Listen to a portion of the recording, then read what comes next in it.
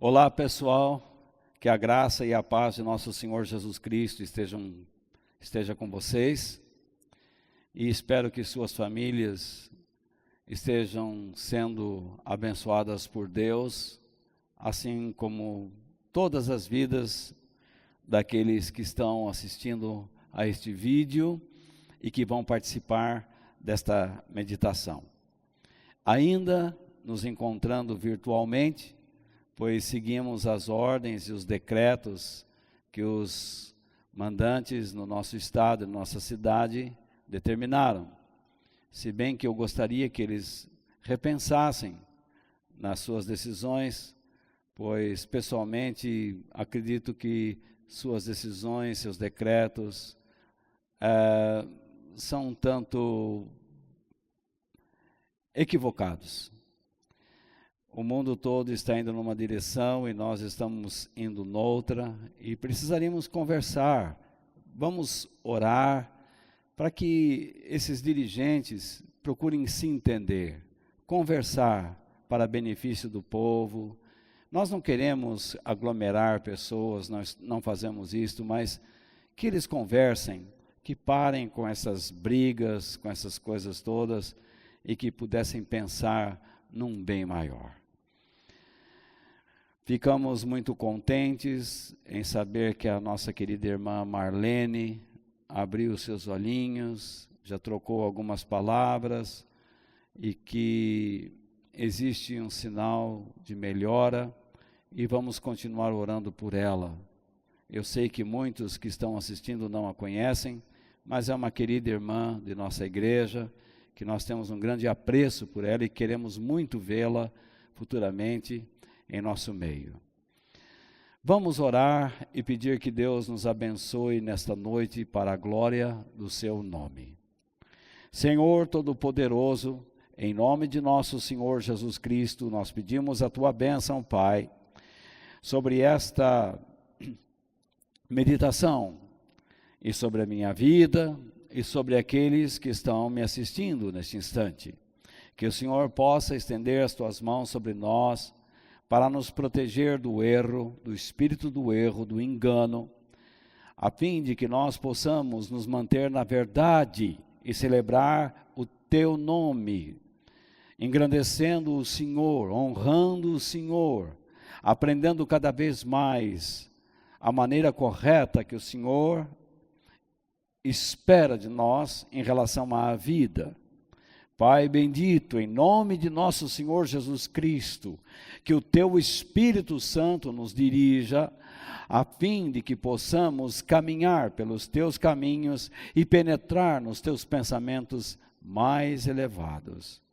Ensina-nos os teus pensamentos e os teus caminhos nesta noite, em nome de Jesus. Amém. Sempre que vamos meditar na palavra de Deus, nós costumamos ler o que está escrito em 2 Timóteo, capítulo 3, versículos 16 e 17, pois eles mostram o caminho que nós devemos percorrer quando estamos estudando, ouvindo, memorizando e aprendendo a palavra de Deus. Lá diz que toda a Escritura Sagrada é inspirada por Deus e é útil para ensinar a verdade, condenar o erro, corrigir as faltas e ensinar a maneira certa de viver. E isso para que o servo de Deus esteja completamente preparado e pronto para fazer todo tipo de boas ações. Que Deus possa nos abençoar nesta noite. Nós temos falado durante 2 semanas sobre a Santa Ceia e esta será a 3ª semana e a última. Hoje eu quero encerrar esse assunto e espero que tenha trazido a vocês bagagem, conhecimento e uma nova maneira de você encarar esse momento tão precioso que Jesus deixou à igreja. Então hoje nós estamos na 3ª parte e o que eu pretendo falar com vocês, esse aparelhinho está com algum problema, ele pulou, desculpe. Então o que eu pretendo falar com vocês hoje é a ceia e a minha missão cristã. O nosso texto está em Marcos, capítulo 14, versículos 22 ao 26, e nós vamos ler agora juntos. Eu os convido para ler comigo. Enquanto estavam comendo, Jesus pegou o pão e deu graças a Deus. Depois partiu o pão e o deu aos discípulos, dizendo: peguem, isto é o meu corpo.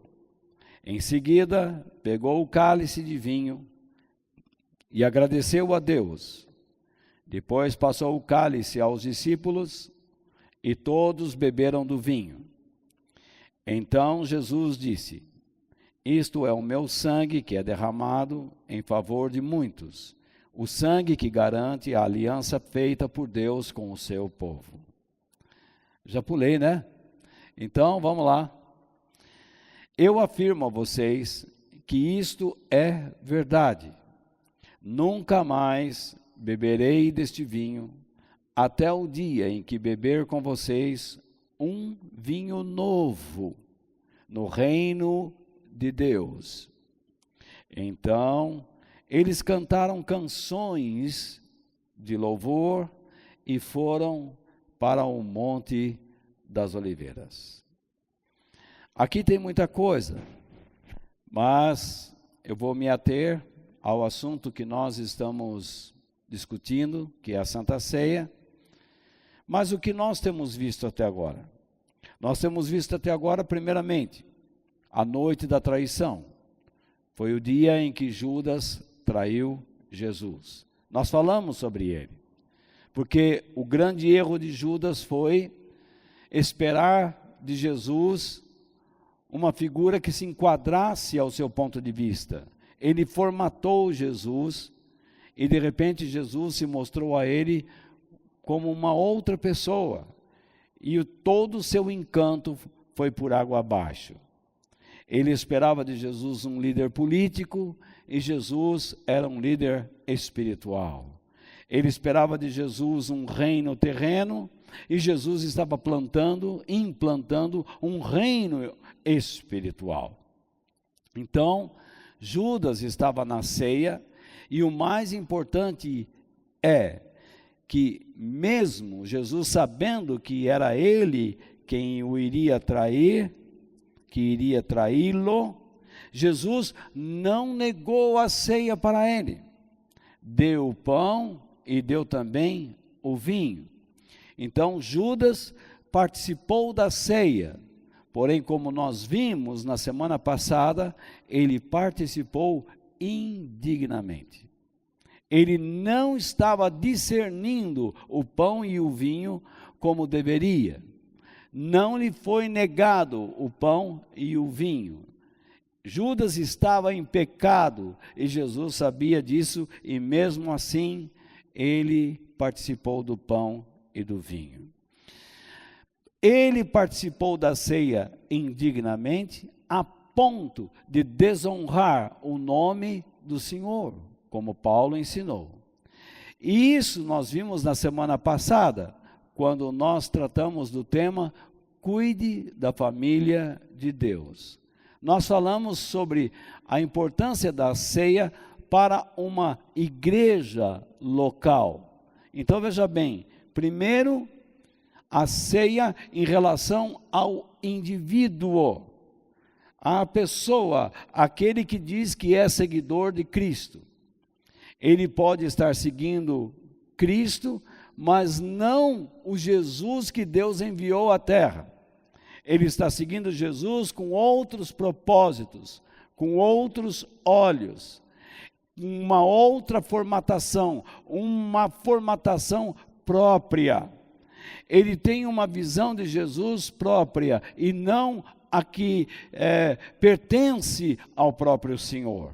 Ele não entende. E na semana passada eu falei sobre a importância da ceia em relação à igreja local, a nossa família espiritual, a família de Deus. Tratamos sobre a igreja de Corinto, como eles desfiguraram a igreja do Senhor, por não discernirem a ceia. Eles não discerniram corretamente o pão e nem o vinho. Eles faziam a festa, eles comiam, até aí tudo bem.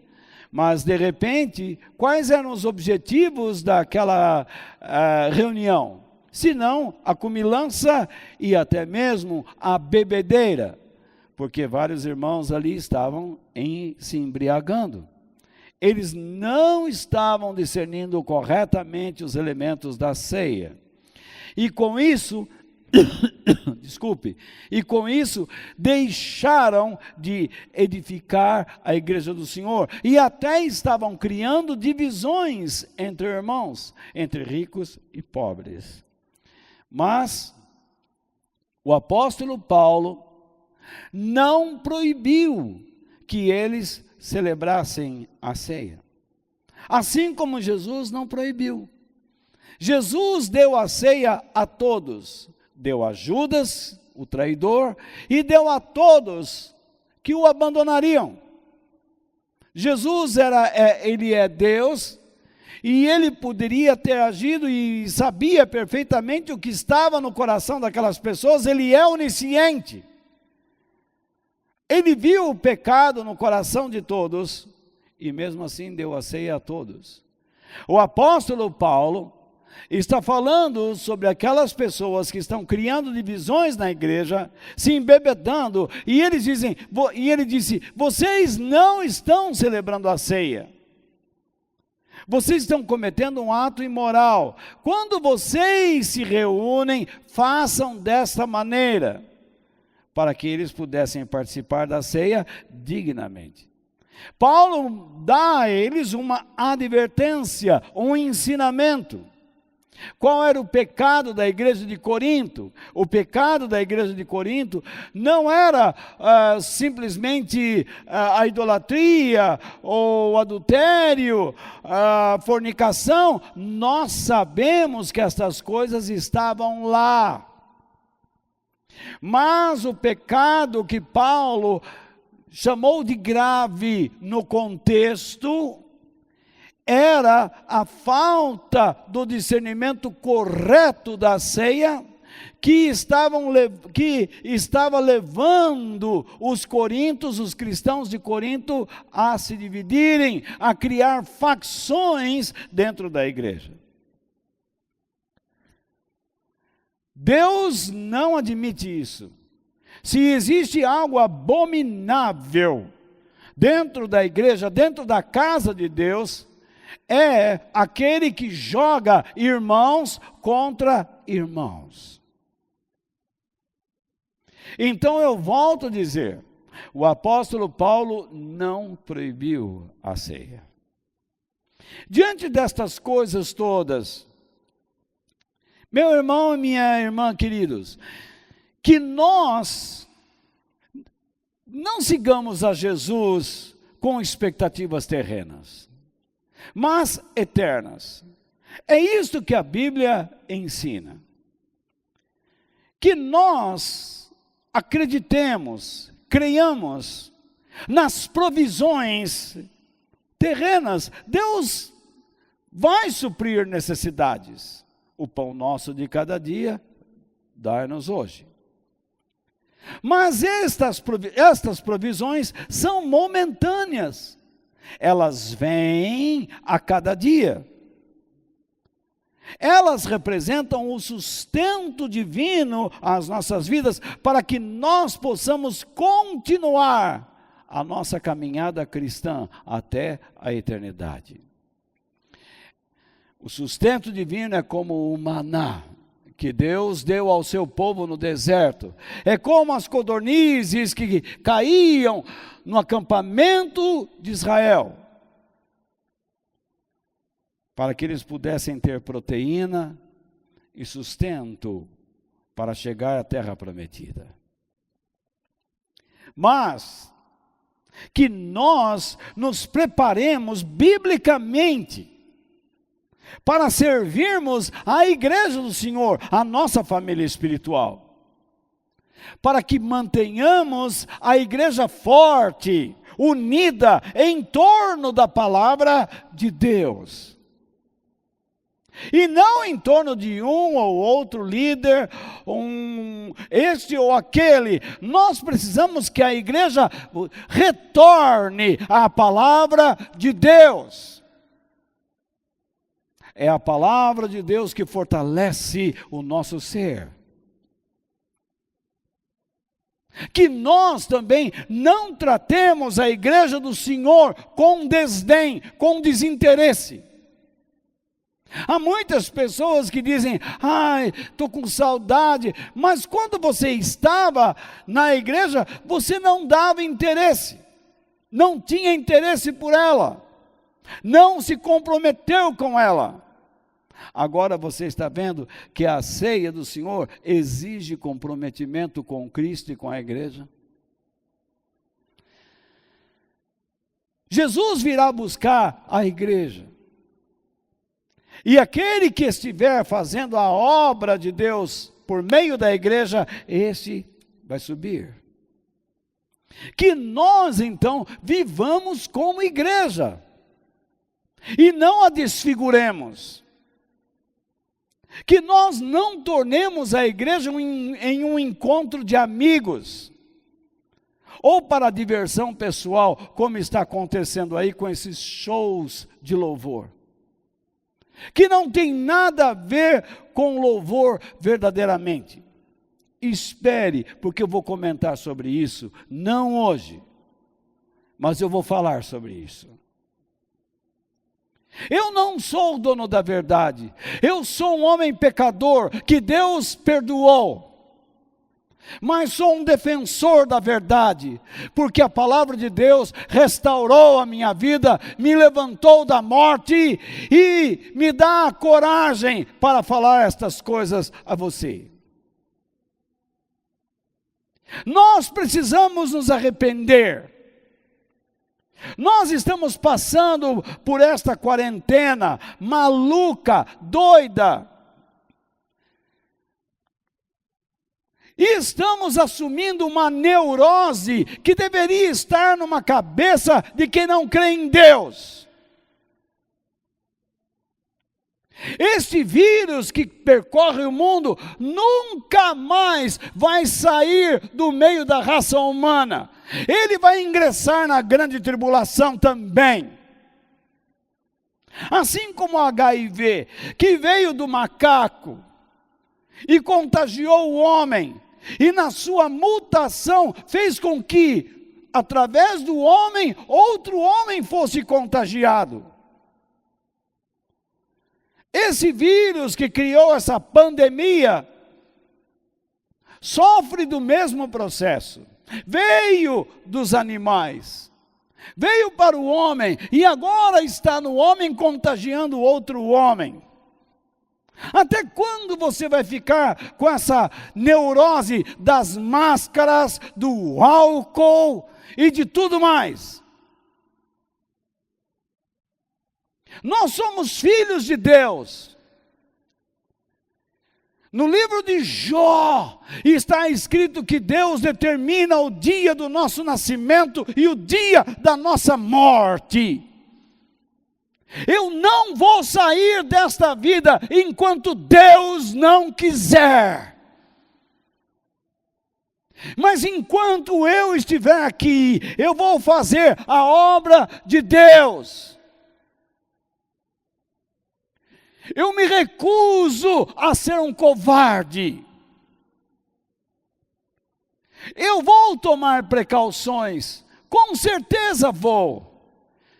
Eu não estou chamando pessoas para encher esse lugar, nem para estarem aqui. Eu estou falando sozinho, mas sei que centenas de pessoas estão me assistindo nesse instante.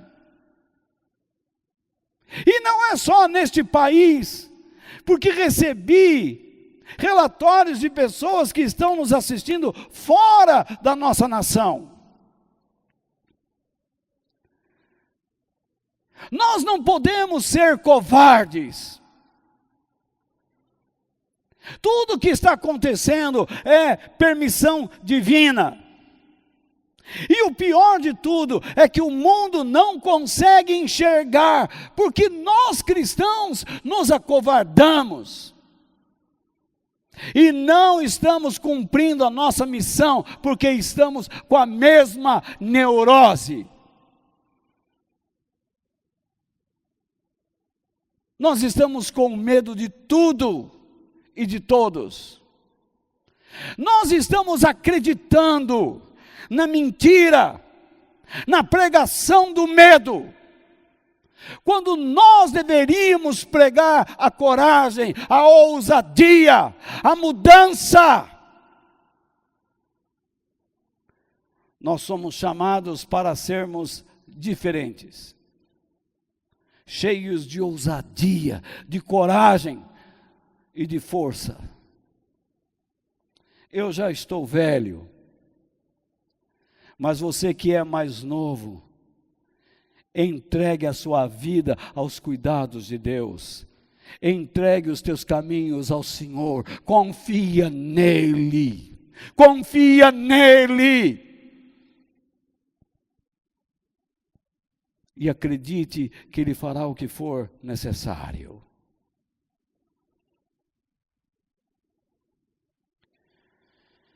Que nós aprendamos a discernir a ceia, a fim de observar o nosso grau de comprometimento com a nossa família espiritual e também com a nossa missão, com a missão que Deus nos deu neste mundo.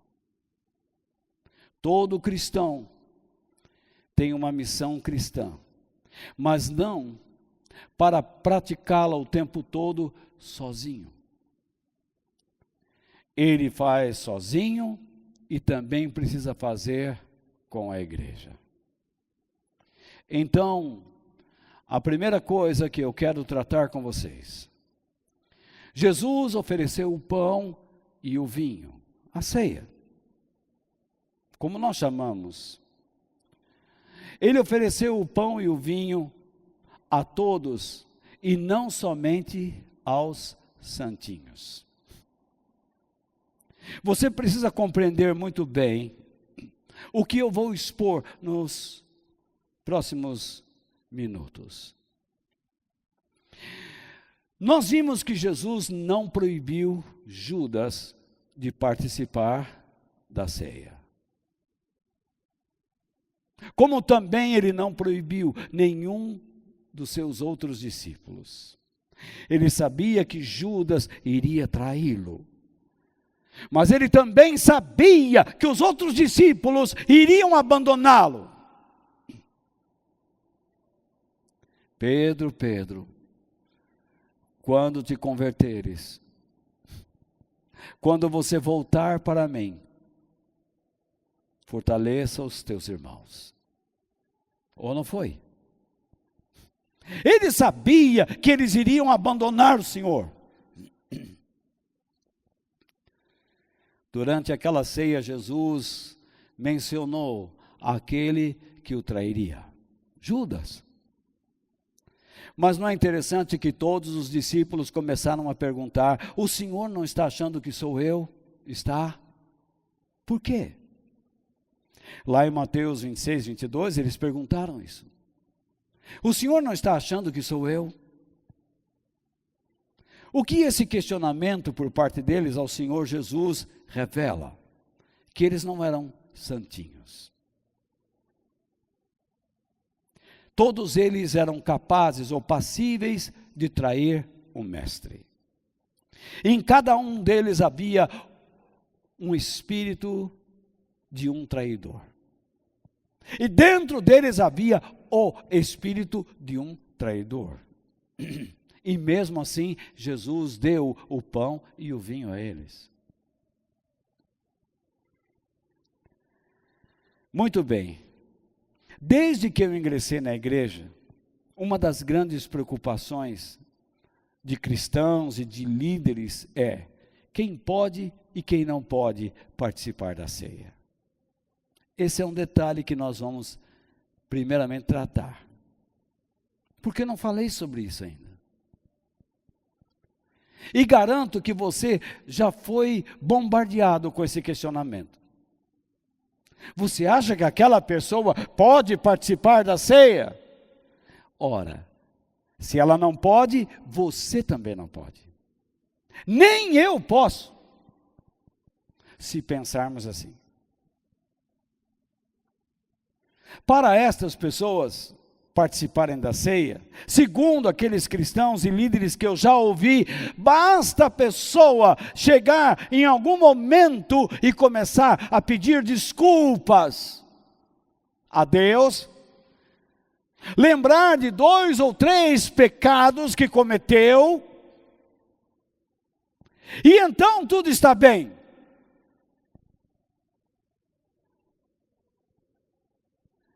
E então ele diz: Senhor, eu errei, eu briguei com meu marido, eu xinguei meu filho,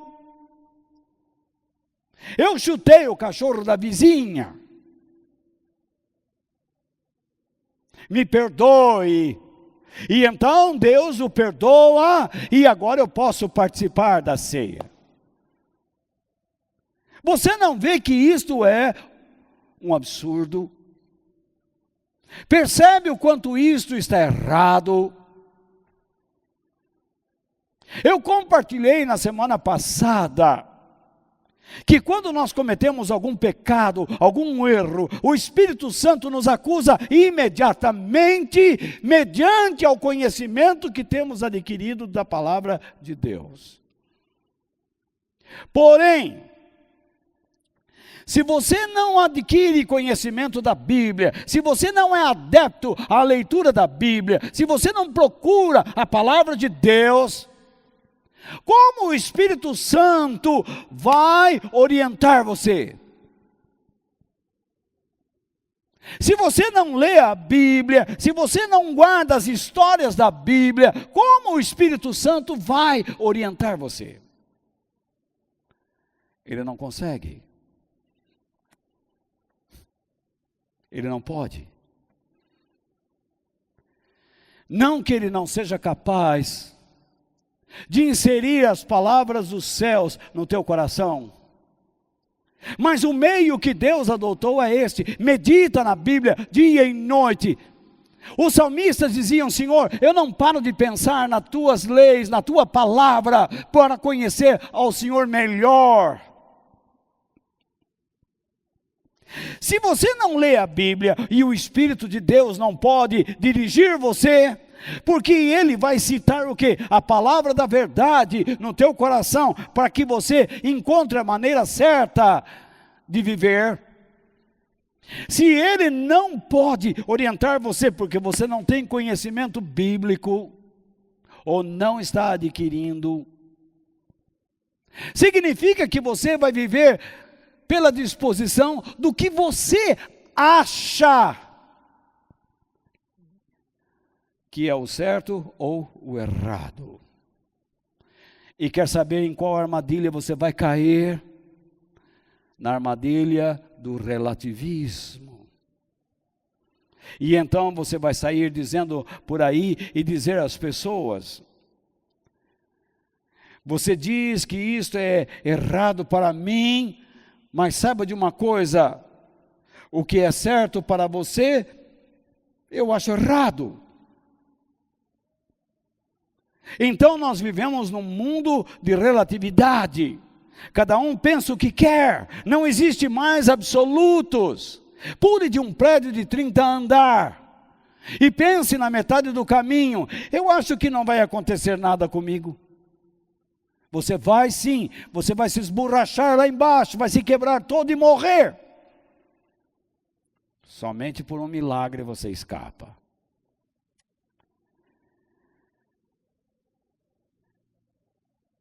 A participação da ceia de um modo indigno é a maneira em que a pessoa deixa de discernir os elementos e passa a desonrar o nome do Senhor. Esse é o sentido. Nós muitas vezes cometemos o erro de não discernirmos corretamente o pão e nem o vinho. O pão é a vida de Jesus ressuscitado e não morto. E o vinho é a aliança que Cristo nos oferece, a qual é feita por Deus e oferecida ao homem. Não é o homem. Eu ouvi essa semana aquele artista Porchat, e ele disse: eu sei que essa declaração deve ser já alguns dias, algumas semanas, mas eu consegui apenas ler esta semana. Eu a descobri. Ele disse: pode deixar que com ele lá em cima eu me entendo depois. Como se ele tivesse tal autoridade. Você está frito, rapaz. Você brincou com coisa séria. De Deus não se zomba. Aquilo que o homem plantar, isso ele colherá. E o que você vai colher não te dará chance nenhuma para se arrepender. Você tem que se arrepender agora. Eu ouço às vezes alguns cristãos, e eu ouvi essa semana o testemunho de uma pessoa que dizia: agora estou entendendo como celebrar a ceia. E essa pessoa me dizia: eu ia na ceia e quando eu pegava o pão e o vinho, eu ficava pensando: Jesus, como é que o Senhor sofreu? Qual foi a intensidade da sua dor? Eu queria sofrer junto com Ele. Mas não é isso que Ele está esperando de nós.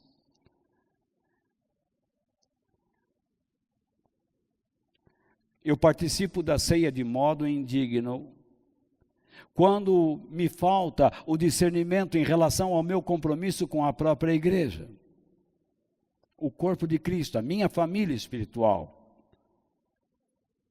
o meu serviço cristão dentro dela, o que eu estou fazendo para que ela seja forte, o que eu estou fazendo para que os propósitos de Deus neste mundo se revelem através dela, com a minha cooperação. Eu participo indignamente da ceia quando eu deixo de discernir o envolvimento da minha vida, o meu compromisso em manter a minha igreja sadia, forte na verdade, lutando contra todo tipo de divisão, principalmente contra a verdade, porque essa divisão enfraquece a família de Deus e o corpo de Cristo.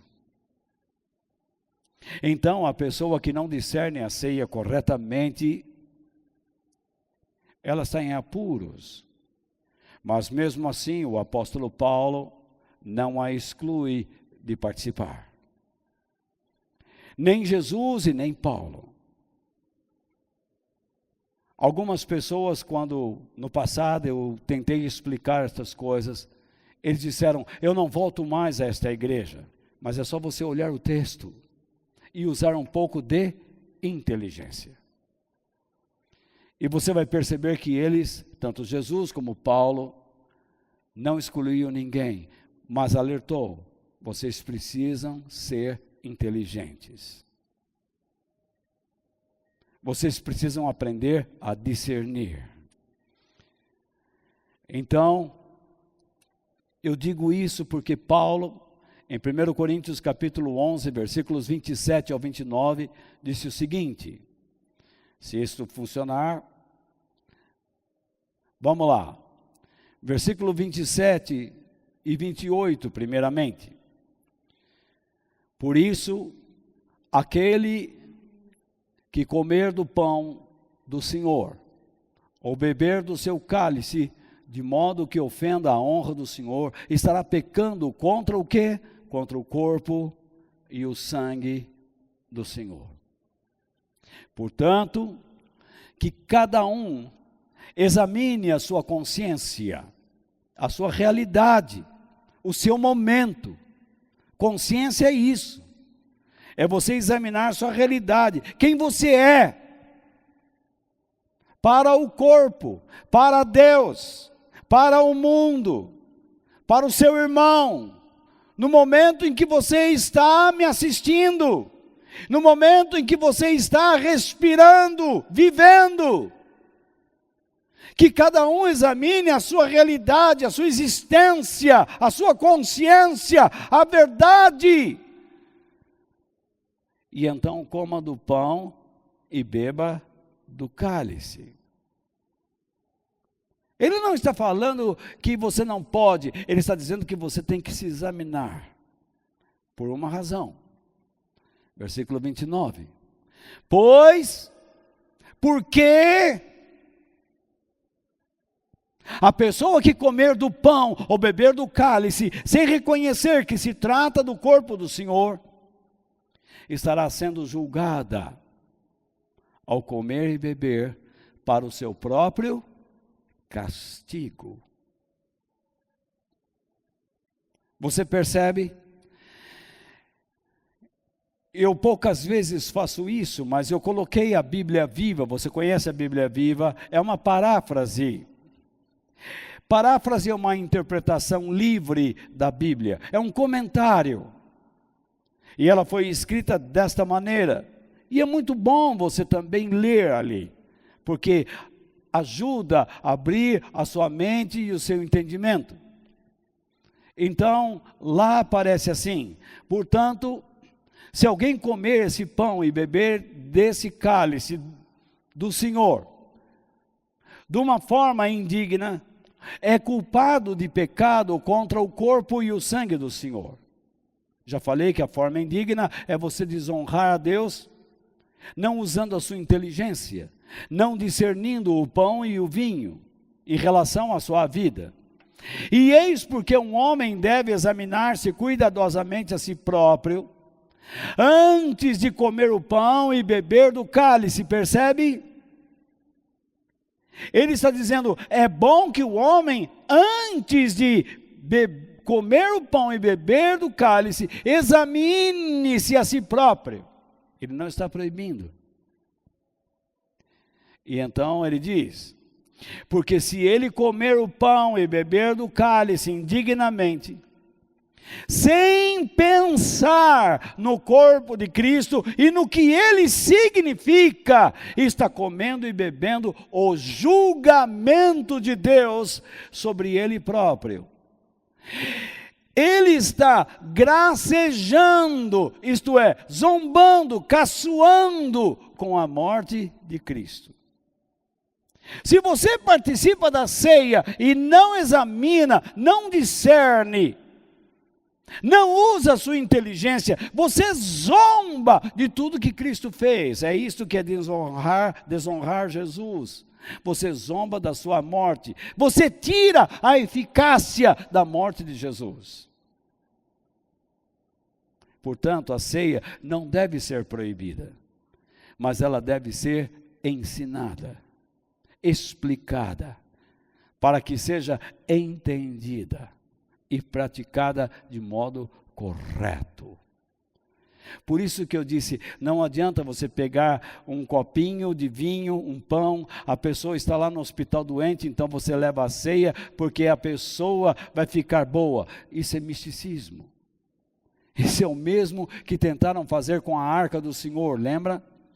No tempo de Eli, eles disseram, nós perdemos a batalha porque nós não tínhamos a arca. E então foram para outra batalha e levaram a arca. Só que lá morreram 30.000 homens e ainda perderam a arca.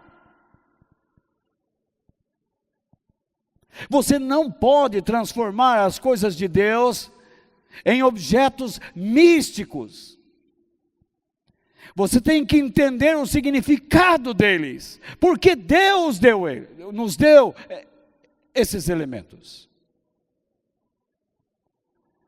Você deve responder perante Deus sobre o seu compromisso e desempenho no corpo de Cristo. Em segundo lugar, a ceia expressa o meu compromisso com Cristo e a minha missão divina através dele. Eu vou voltar ao texto base com vocês e mostrar algumas coisas agora. Primeiro, Nós precisamos ver que Jesus pegou o pão, deu graças a Deus, o partiu e deu aos seus discípulos. Jesus ofereceu a si mesmo. É isso que ele fez. Ele pegou o pão, Jesus está agindo como um Deus. Ele pegou a si mesmo e ele disse: olha o que eu vou fazer. Abençoa a minha atitude, abençoa o meu oferecimento. E ele partiu. Abençoa a minha morte. É isso que ele está orando a Deus. Ele sabe que Deus vai abençoar, mas ele ora, ele nos está dando exemplo. E então ele parte o pão e ele oferece aos seus discípulos. Muito bem. O versículo 22 do nosso texto diz: enquanto estavam comendo, Jesus pegou o pão, isto é, ele agarrou para não soltar, segurou firme, tomou posse. É isso que significa. E deu graças a Deus, isto é, com espírito de gratidão, o oferece a Deus para que o que seria feito com ele fosse abençoado pelo Pai.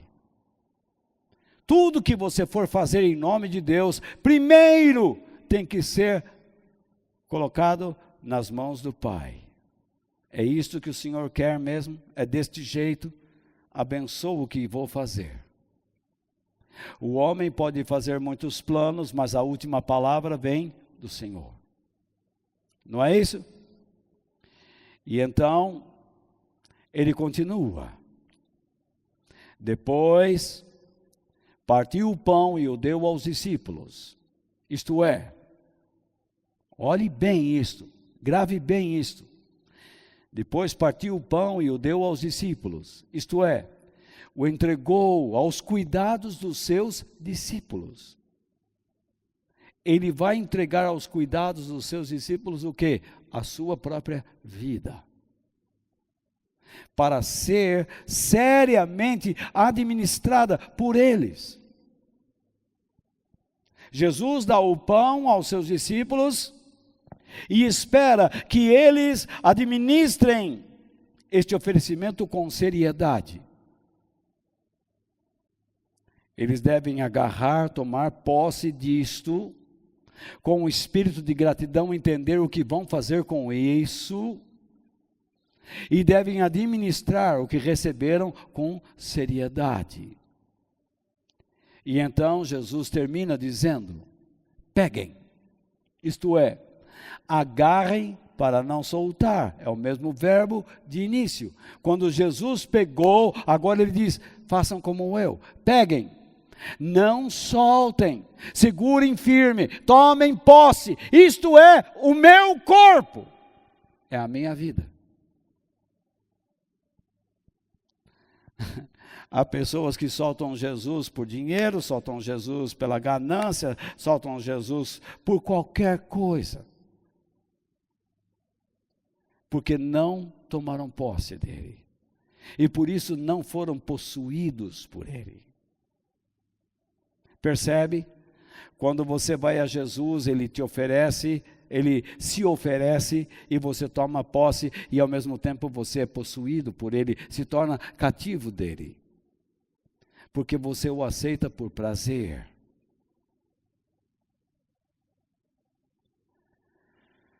Quando Jesus pegou o pão e deu graças a Deus, nós devemos entender que ele pegou o pão e partiu, significa que não foi o diabo que o levou para a cruz, nem os romanos, mas foi o próprio Deus, e Jesus é Deus. Ele se ofereceu de boa e livre e espontânea vontade. Ele não foi empurrado por anjos, como tem uma pregadora no mundo atual, deve ser uma louca de primeira, chamando o arcanjo Miguel de justiceiro. O anjo justiceiro. Essa mulher acho que nunca leu a Bíblia. Ele se ofereceu de boa vontade para realizar os planos do Pai. Ele era submisso, ele deu o exemplo. Se nós estamos aceitando Jesus, nós temos que fazer a vontade de Deus de boa vontade. Se você faz a obra de Deus reclamando, murmurando, azedo, você não está fazendo nada. E quando nós somos chamados para alguma missão, ou falar com alguém, ou sei lá o quê, nós devemos ter um coração grato. Grato pela oportunidade de compartilhar aquilo que Deus nos deu.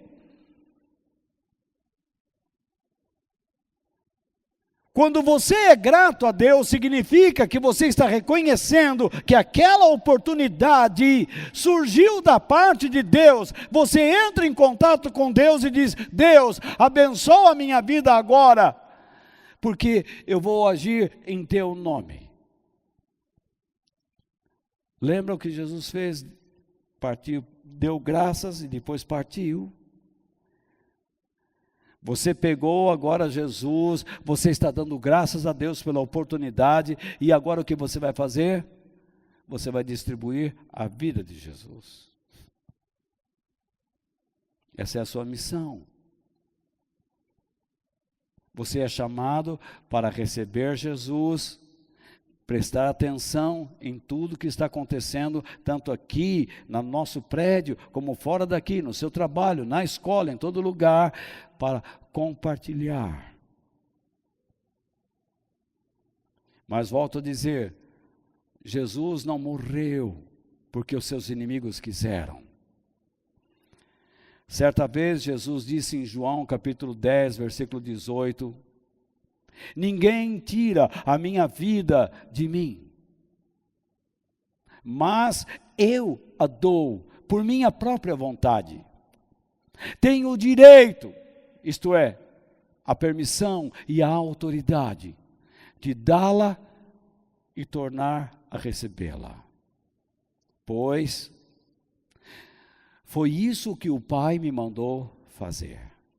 Maravilhoso, não é? Que autoridade!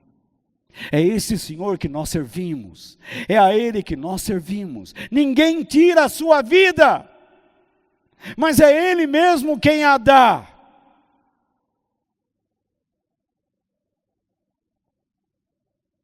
E Ele a dá de boa vontade. Na obra de Deus ninguém é forçado a nada. Ou você faz algo por amor, ou não faz. Se aquilo está se tornando um peso na sua vida, é porque você está fazendo do modo errado.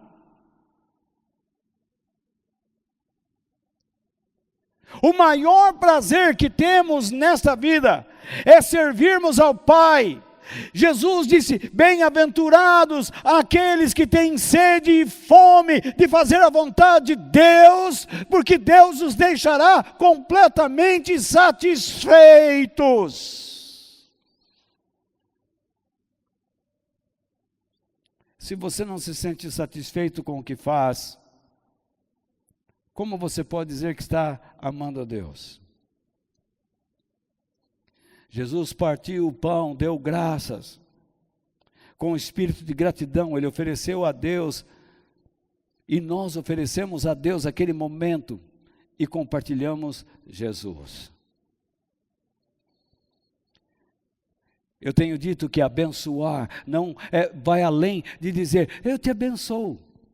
Abençoar significa promover atos de Deus em favor de alguém. Você faz alguma coisa por alguém. Se você não faz nada por ninguém, você não pode dizer que está abençoando os outros. Pode ser algo espiritual, algo psicológico, algo material, tudo com base na Bíblia, nos princípios da Bíblia. Nós precisamos voltar à Bíblia. Jesus disse: peguem, isto é o meu corpo. Quando nós transmitimos às outras pessoas, nós vamos dar daquilo que temos. Hoje o cristianismo está sendo entregue por pessoas que nem têm Jesus, está sendo pregado por pessoas que não se converteram, estão usando o púlpito para ganhar dinheiro,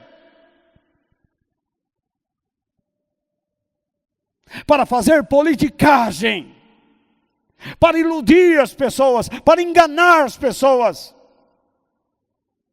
Eles estão dividindo o corpo, eles estão enfraquecendo a igreja, eles estão envergonhando a igreja. Jesus morreu pelas pessoas, mas ele avisou sobre o joio. Paulo avisou sobre os lobos. Paulo avisou sobre os ladrões, sobre aqueles falsos obreiros que viriam.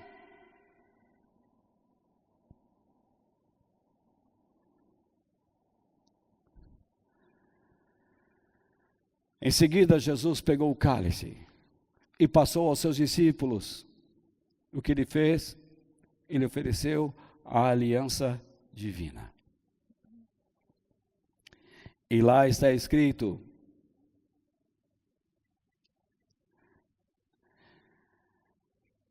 que ele pegou de novo para não soltar. Tudo igual. Só que desta vez ele deu o cálice. E dentro do cálice havia o quê? O vinho. E a Bíblia diz que eles beberam. Sabe o que significa o verbo beber? Qual é a ideia? É receber para dentro da alma aquilo que serve para fortalecer e nutrir para a vida eterna. É isso que significa beber. É o sentido figurado. Jesus está lidando com o verbo num sentido figurado. Ele está dizendo: bebam. Joguem para dentro da alma aquilo que vocês precisam para serem fortes e nutridos para caminhar para a vida eterna, porque vocês vão passar por pressões. É o cálice. Vocês seguram o cálice, e todas as vezes que vocês segurarem o cálice, lembrem-se, dentro daquela pressão está o vinho, a aliança de Deus, a amizade de Deus. Lembra o que Jesus disse no Getsemane?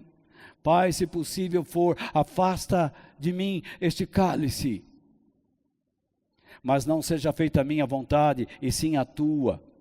Ele disse: o cálice está demais, a aflição está grande, a aflição está tremenda, mas eu não vou quebrar a minha aliança contigo, seja feita a tua vontade. Foi isso que ele fez. O vinho é o símbolo do sangue, e o cálice é o que sustenta esse sangue. Quando Adão e Eva pecaram no jardim do Éden, um animal inocente morreu, e a pele desses animais vestiram Adão e Eva. Então um inocente teria que morrer pelos pecadores, por aqueles que estão afastados de Deus, por aqueles que não se importam em observar as leis de Deus, as regras de Deus, os termos de Deus. É isto que o mundo tem que aprender. Ele está afastado de Deus, por isso vocês estão entregues a estas neuroses. Por isso vocês estão debaixo da capa do medo. Vocês não creem que os seus dias estão contados. Vocês não creem que Deus o criou para a sua glória e para o seu louvor. A igreja também não está aprendendo nada. Nós precisamos olhar para a nossa condição e começarmos a clamar a Deus: Deus nos fortaleça, nos dê um espírito de coragem.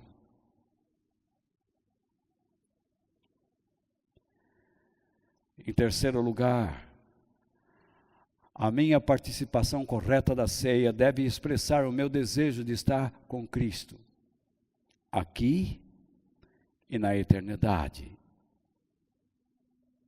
Ao terminar a ceia, o que Jesus disse aos seus discípulos: eu afirmo a vocês que isto é verdade. Nunca mais beberei deste vinho, até o dia em que beber com vocês um vinho novo no reino de Deus. Então eles cantaram canções de louvor e foram para o Monte das Oliveiras. Aqui nós temos algumas coisas importantes. A primeira delas é a vinda de um reino.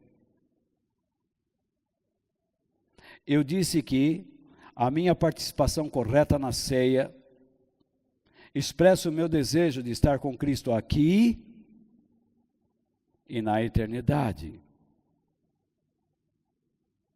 Eu quero estar comprometido com Cristo neste mundo, mas o meu objetivo não é viver neste mundo, mas alcançar a eternidade.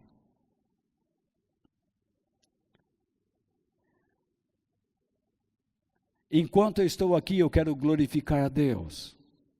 Você percebe que eles cantaram canções de louvor. Primeiro Jesus disse: eu não vou beber mais com ninguém, somente quando vier o vinho novo, no reino de Deus. Então, você imagina como será aquele dia? Todos os filhos de Deus obedientes, falhos, frágeis, mas que se esforçaram para fazer a vontade de Deus, estarão lá, reunidos na presença do Senhor. Será que existirá uma grande mesa? Os anjos estarão assistindo tudo aquilo.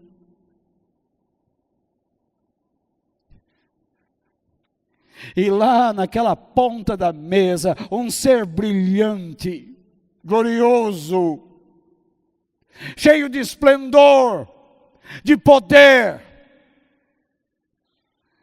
levantando a taça e dizendo: este é o vinho novo.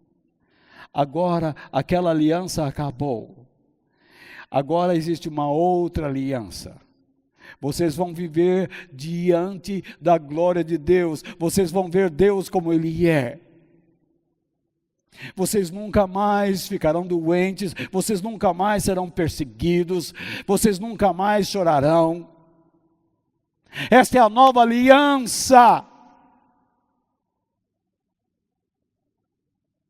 Bebam. Vocês que foram fiéis no pouco, eu agora os coloco sobre o muito.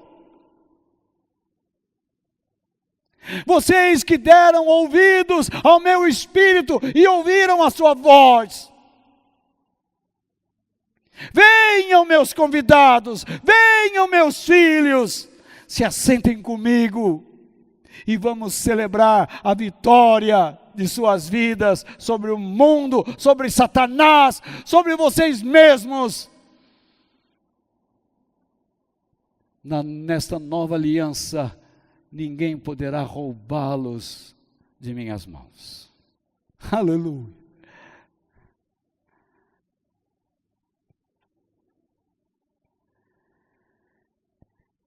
Eles cantaram canções de louvor. Eles cantaram canções de louvor. Toda reunião tem canções. E eu vou falar sobre elas não hoje, mas muito em breve. Que tipo de música nós estamos cantando na igreja hoje? Que tipo de música você está ouvindo? Às vezes você está ouvindo uma canção que fala de Deus, mas é um instrumento satânico para desviar o teu coração dele. E você não percebe. Você continua rebelde, teimoso, desobediente.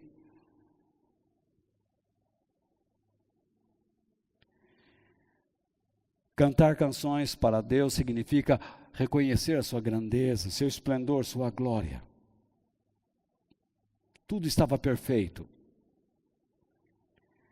Jesus diz, vocês vão receber meu corpo, vocês se mantenham na aliança e não preguem o evangelho misturado, porque eu vou me oferecer a vocês de modo puro. Nós recebemos Jesus, não foi misturado com judaísmo, então não precisa ficar usando quipá, não precisa ter bandeira de Israel, não precisa ter bandeira não sei de onde, você é um cidadão do céu.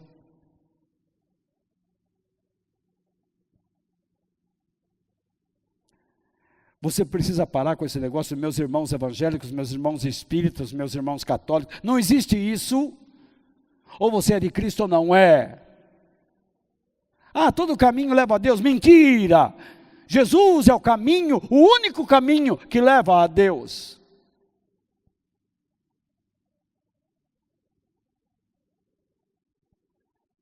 Que Deus nos ajude. Que Deus nos ajude a sermos dele. Tudo estava bom. Eles cantaram louvores, significa que o clima estava bom. E então Jesus disse, vamos. Para onde? Para o Monte das Oliveiras. Se você não entende oliveiras, é uma árvore que produz a azeitona. E a azeitona é o que produz o azeite. E o azeite é o resultado da prensa da azeitona. Para onde Jesus os está levando? Para a prensa. Muitas pessoas dizem, eu quero fazer a obra de Deus, eu vim nesta igreja, mas não quero sentar no banco. Eu deveria perguntar, você está disposto a entrar na prensa? Não tem como fazer a obra de Deus sem ser prensado. Você agora está dizendo para mim, Walter, eu estou com um problema lá em casa, ore pelo meu marido para que ele melhore, ore pela minha esposa para que ela melhore, ore pelo meu filho para que ele melhore, ore pelos meus pais para que eles melhorem. Mas você não quer entrar na prensa? Você quer pedir oração para que Deus resolva tudo, e você quer cantar, se divertir, mas você não quer ser prensado. Todo aquele que quer servir a Deus de coração, deve lembrar-se sempre que a vida se tornará dura. Não caia nessa conversa desses pregadores que dizem, não, o evangelho vai te dar uma vida abençoada, cheia de paz. Mentira!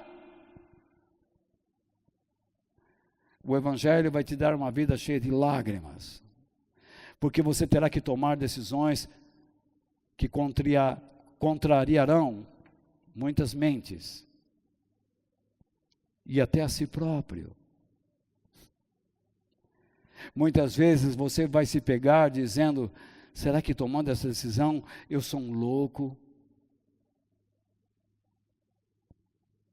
Irmãos,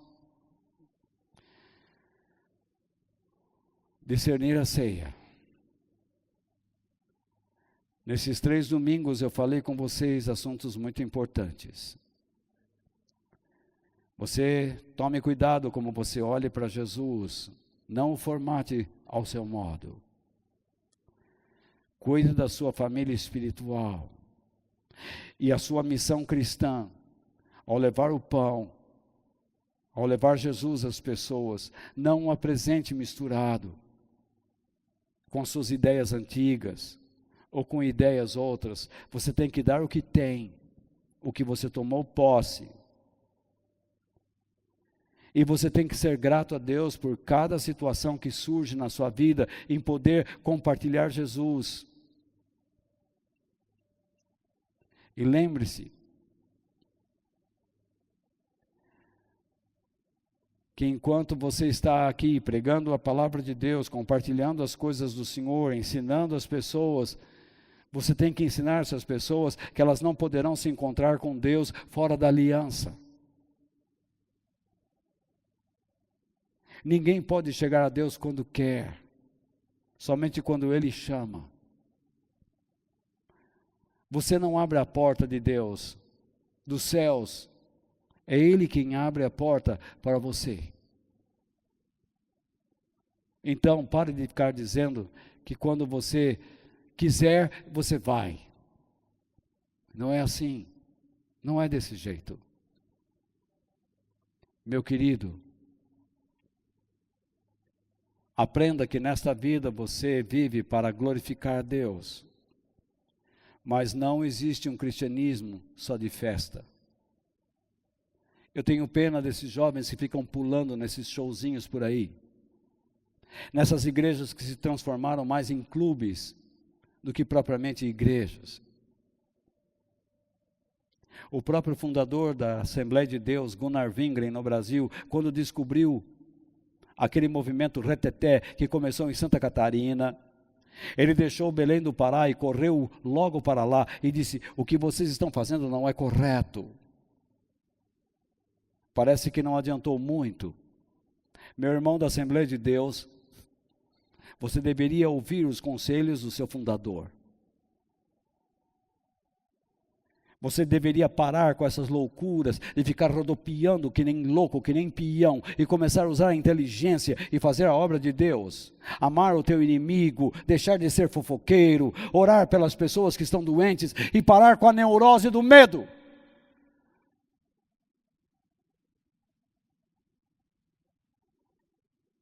É muito comum no lugar da pressão dormirmos. E foi isso que eles fizeram. Jesus estava orando e suando sangue e volta e os pega o quê? Dormindo. E quando estão acordados, só fazem bobagem. Um pega a espada e corta a orelha do soldado. Porque não discerniu nada.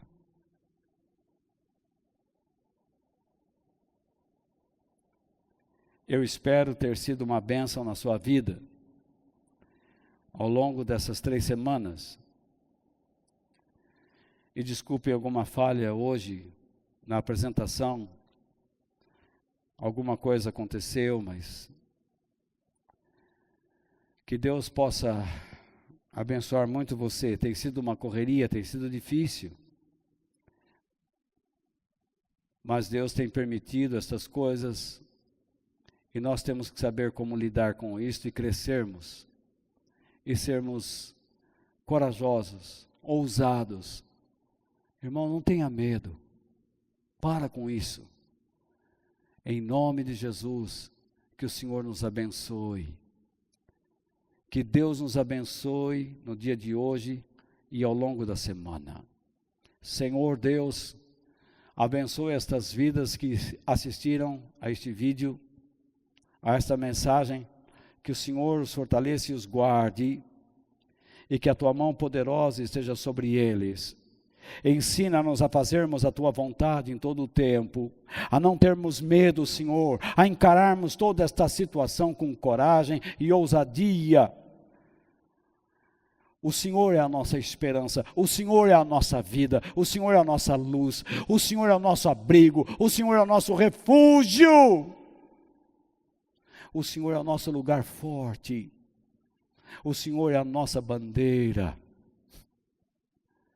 Pai, transforma o nosso coração em um coração guerreiro, desejoso de lutar contra o inferno e contra as suas armadilhas, desmantelá-las.